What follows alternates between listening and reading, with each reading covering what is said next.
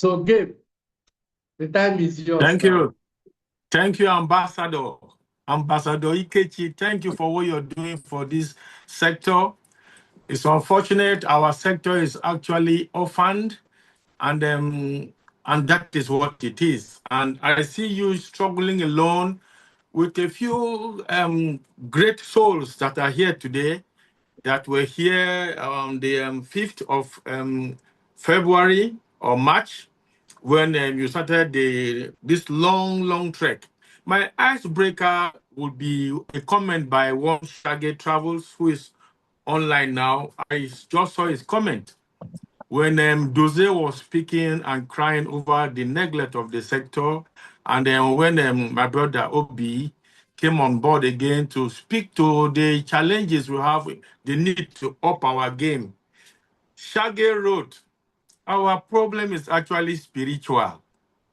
That the real people know what to do, but they are not allowing them to do it. Wow, Shaggy, well done.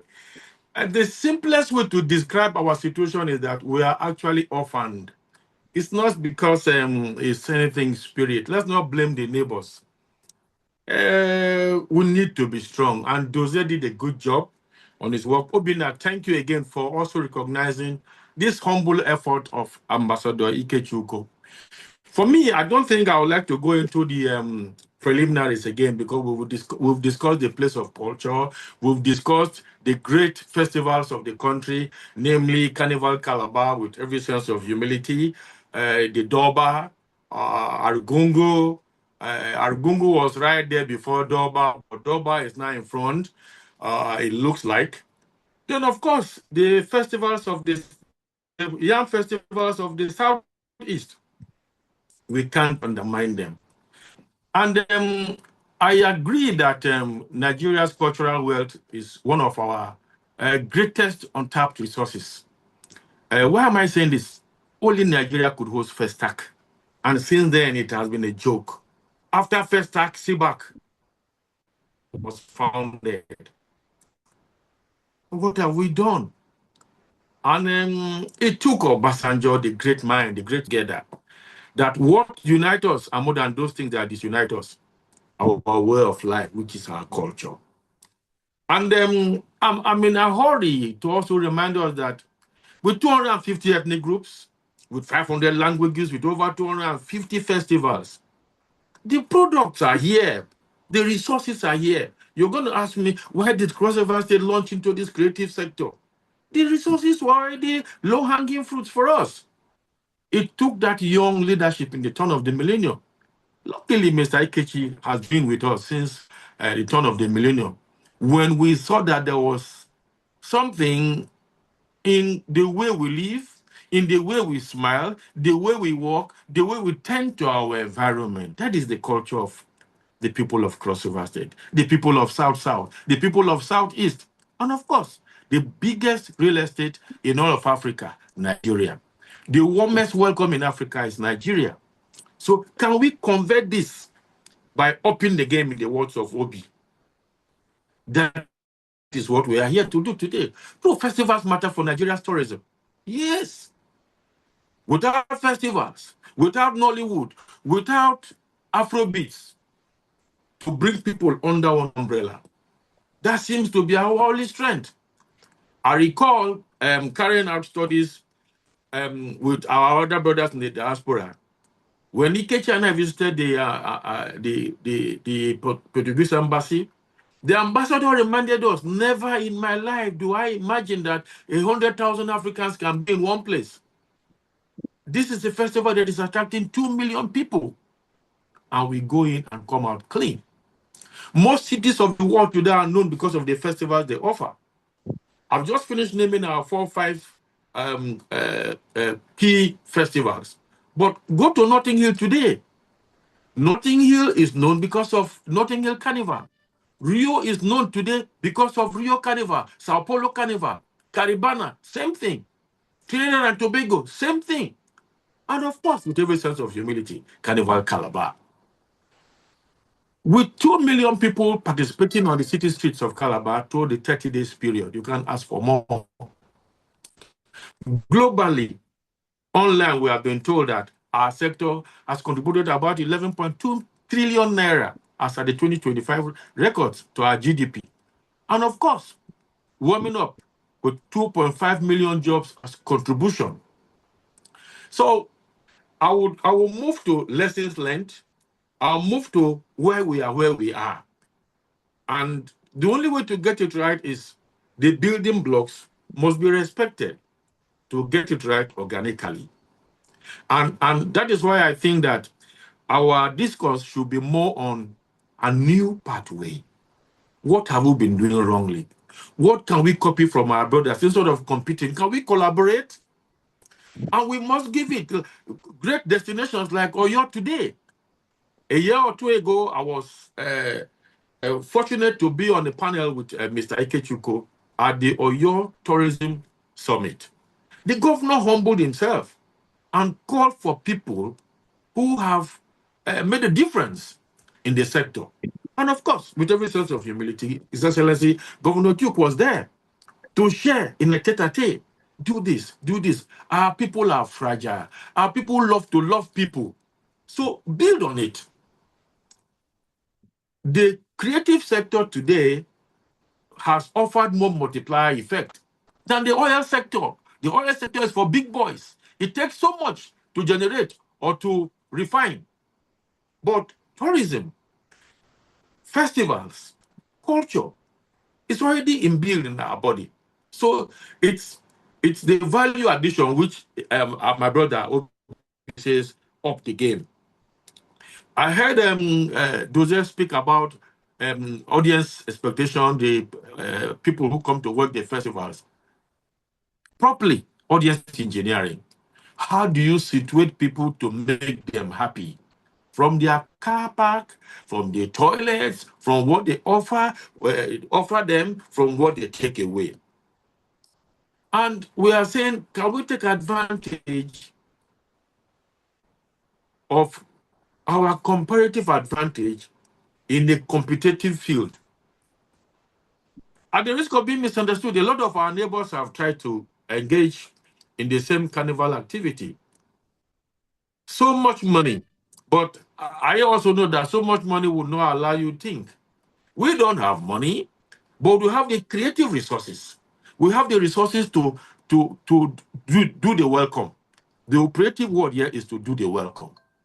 And with that, you cannot fail. I will go straight to the pathways. First, globalization. How can we move this from local to the globe? Kids now live right here. People who make decisions for tourism live right here on the phones. So the AI platforms must be engaged, robustly engaged. Dozier spoke already about the calendar. You need a tourism circuit. We cannot compete. We can only collaborate. Product knowledge achieved through training. Storytelling, which Ambassador Kechuke has been dwelling on. We must tell our story by ourselves. Today, one of the strongest indicators is that voice studios, artistic studios, creative studios have increased in the city.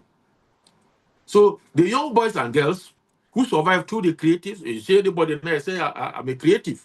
You see anybody now says, I'm a creative, you know? So the second one is the love of this sector, which gives rise to nation building. Pride. We take a pride in what we are doing. Take solace in what we are doing. Enjoy what you are doing. It's not when you ask, you can go to the fourth slide. It's not when you ask somebody who is a front manager in a hotel and he tells you, I'm just managing here. That is what lack of training does to you.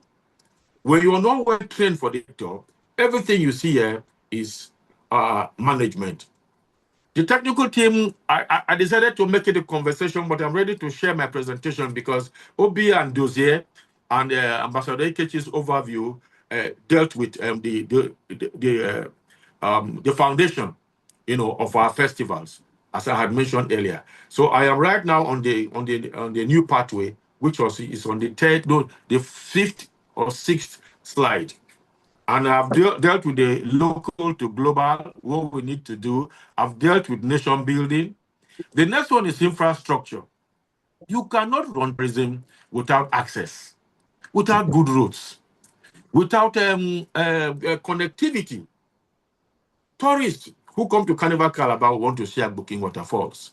Tourists who were in Ife, we want to see Olumo Rocks next door.